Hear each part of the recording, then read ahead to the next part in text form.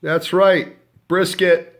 Got like a 12-pound brisket here from Costco. It's a prime piece of meat. On this side, we have the marbling side. And there's this big piece of fat here, and we want to go ahead and trim this off. And we don't want to make a huge pocket here, but on this particular side, there's always this little fat side. We're going to go ahead and trim off most of it, but we want to leave some of it. I don't want to make a pocket, but you don't want to leave this huge piece of fat here because nobody's going to want to bite into that. So what we try to do, it's going to be a little bit concave, but you don't want to go much more farther than that. So this is the easy part. See how we still got this little bit of fat here? So that's about as far as I want to go. There is a little pocket of fat there, but we're going to leave the rest of it. This marbling looks fantastic on this side. Okay, now we have this side. We've got to deal with all this. This is a huge amount of fat. And what we're going to do, we're going to go ahead and cut this down on this particular side. We're going to get it to about 1/4 inch. We want to leave 1/4 inch of fat on this particular side. When you do a brisket, this is majorly important. I don't know if you can see this grain. The muscle here on this particular flat section of it, this particular piece of meat is made up of 3 muscles. In this particular section here, the grain goes this way. There's a couple things you need to understand is, in order to get a nice tender piece of meat when you cut it, you need to cut cross grain. Okay, so when this is done, now when it's done, it's going to be dark brown, black. So we need to know that this is, now some people will go actually cut this off and make a flat section here so they know that's where they need to cut. What I'm going to do is just do this. I'm going to make 2 cuts, just like that. You see that? That's going to tell me this is the way I need to cut. Okay? So you need to do that. You need to know you need to cut across the grain. However, this section, it's actually another 2 pieces, 2 muscles. I see a little more fat I want to take off here, but this is actually another 2 muscles over here that kind of lay on top of each other. And when we get down to this section here, we start cutting it.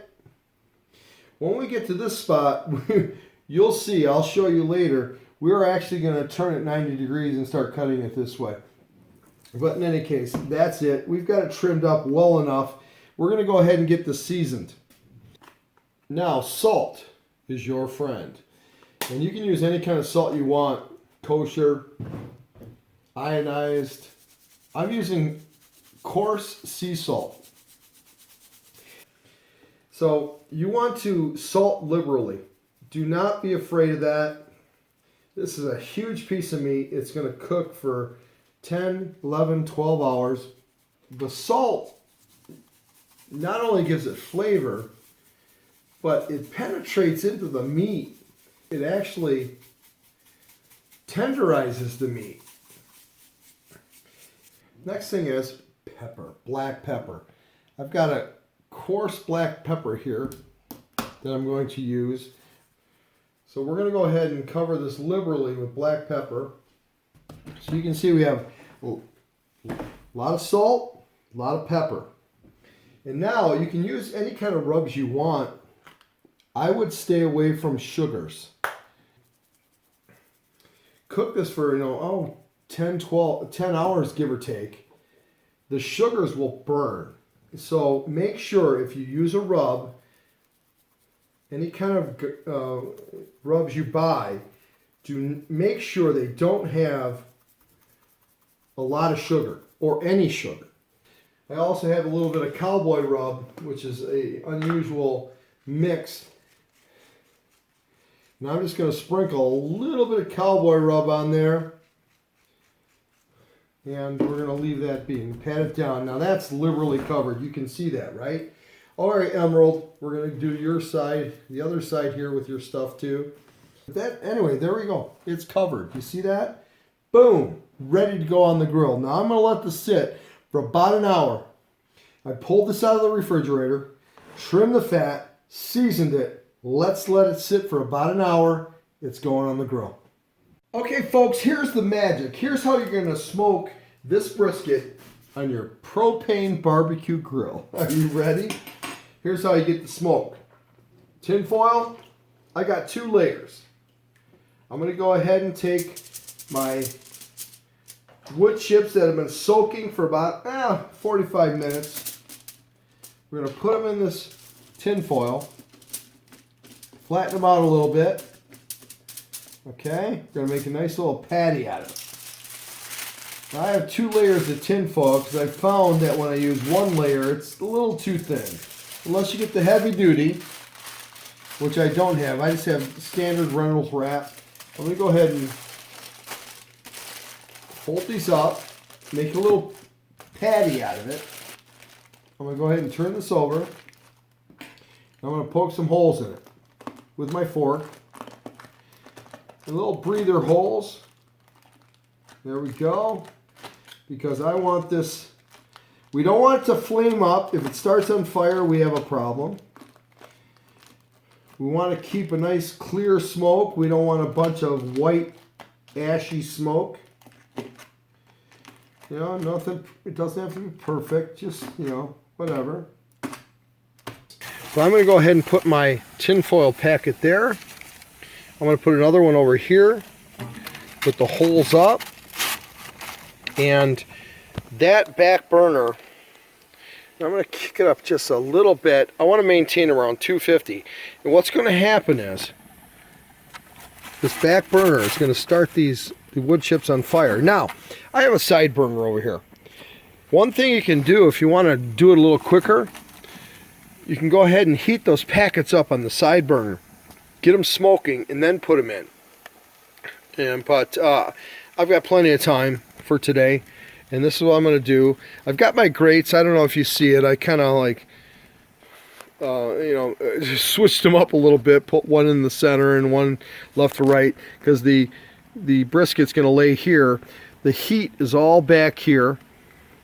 And the brisket's going to lay here and drip down.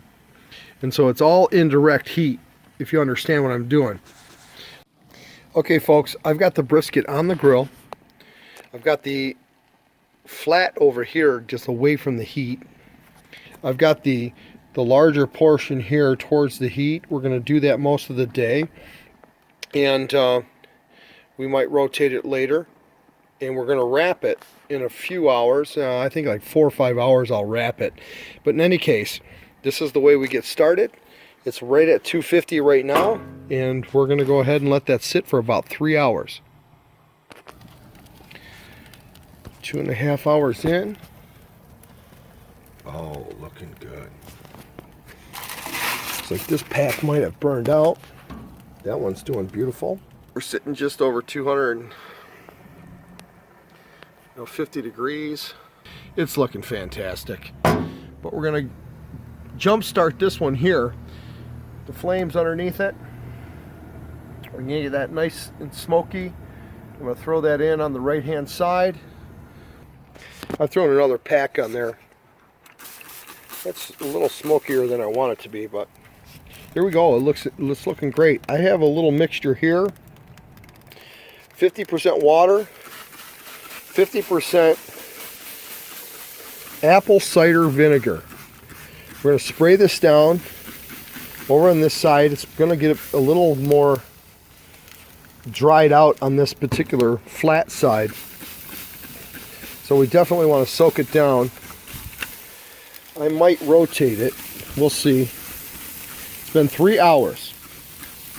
Now for the next 3 hours or so, I'm going to go ahead and do this about every 45 minutes.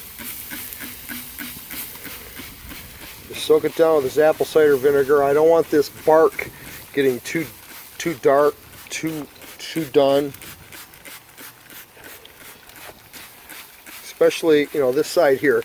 Normally, a lot of guys cut this right off. I left it on, but we'll do some burnt ends out of that. So 5.5 hours in, it looks fantastic. Reading just over 250 degrees, which is great. We're going to spray it down again here. Take a look at that. What do you think? Oh man, does that smell good? Oh my. We're using this apple wood, maple wood. We're calling it maple. No, maple. It's the maple. We're going to roll this a couple times in the paper.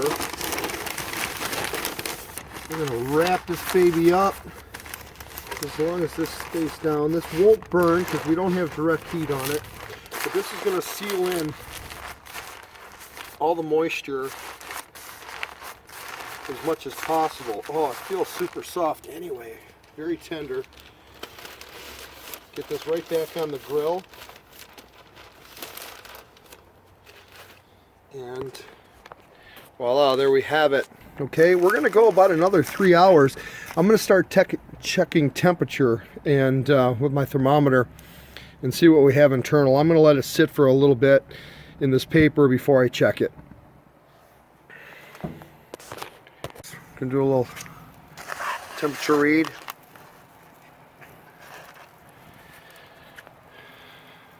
We want it to be about 203, over 200.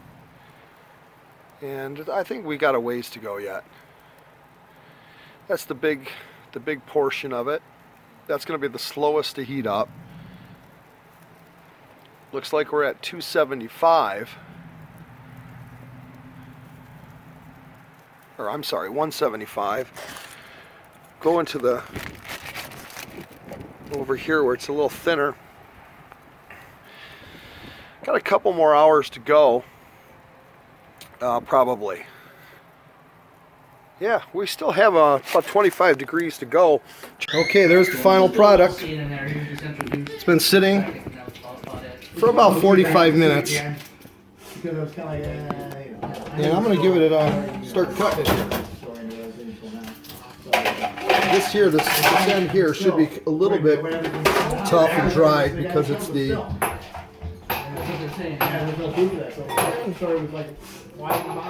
Oh, we'll see. I know that. No, if I use the knife right side up, that might help. I'm gonna shave it tomorrow. Okay, let's see what we got here. Okay, it's looking pretty good. Take care of it for him. I do. What is it? I still think you look at And when you cut it, you got to cut across the grain. And I don't know if you know, I think I told you earlier, I made a couple slices so I knew which way the grain went. I'm going to take these pieces here on the end. We're going to make some burnt tips out of them. Now this particular piece over here, the part of the flat, it's going to be a little bit drier because it's so thin. A lot of chefs will cut that off before they cook it. I left it on there. I'm trying to find some best. Oh, and look at this. I know, I got it.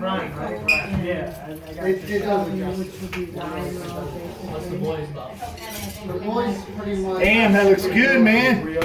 I'll try it out, but I'm not that kind of person, you know. Go ahead, grab that piece, Kenny. We're going to cut this piece off here for a burnt end. We'll chop that up, make burnt ends out of it.